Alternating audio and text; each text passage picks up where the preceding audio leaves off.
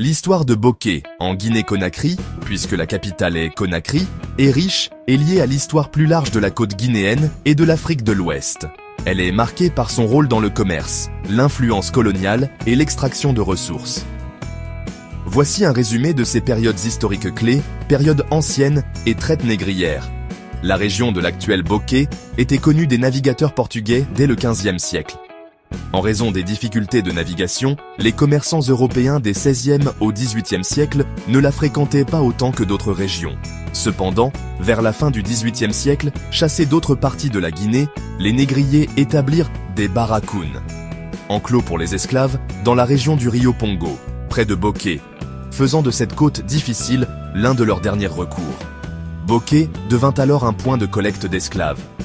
L'ancien fort d'esclaves du village de Bokeh est aujourd'hui un site touristique historique et un musée, époque coloniale française. Après les guerres napoléoniennes, la France montra un intérêt croissant pour la région. Dès 1849, la France prit le contrôle de la région de Bokeh en raison du ressentiment local contre les activités françaises.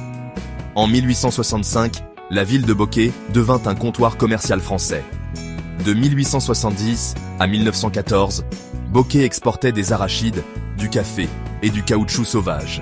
En 1895, Bokeh fut intégré à l'Afrique occidentale française, AOF. Les Français construisirent un fort à Bokeh en 1865, dans l'arrière-pays du Rio Nunez. Après l'indépendance, la Guinée, sous le nom de Guinée française, fit partie de l'Afrique occidentale française jusqu'à son indépendance en 1958. Après l'indépendance, l'importance de Bokeh en tant que port déclina en raison des problèmes de navigation et du développement du port de Conakry. Époque moderne. La zone située au nord de Sangarédy, à environ 80 km à l'est-nord-est de Bokeh, devint la plus importante région productrice de bauxite de Guinée. Un consortium international commença à exploiter la bauxite dans cette zone en 1973. La région de Bokeh abrite d'importantes réserves de bauxite avec des installations minières majeures telles que la Compagnie des Bauxites de Guinée, CBG, et l'Alumina Company of Guinea, ACG, qui y opèrent. Le projet minier, ferroviaire et portuaire de Bokeh, Guinea Alumina Company, GIAS, est un important projet d'extraction de bauxite et d'infrastructures dans la région. En résumé, Bokeh est passé d'un point de la traite négrière à un comptoir commercial français et est aujourd'hui une région significative pour l'extraction de bauxite dans la Guinée indépendante. La ville continue de dépendre fortement de l'extraction de la bauxite. Cette activité fournit des emplois à de nombreuses personnes dans la région.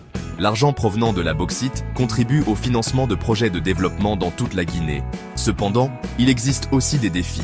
Sangarédy doit trouver des moyens de diversifier son économie. Elle doit réduire sa dépendance à la bauxite.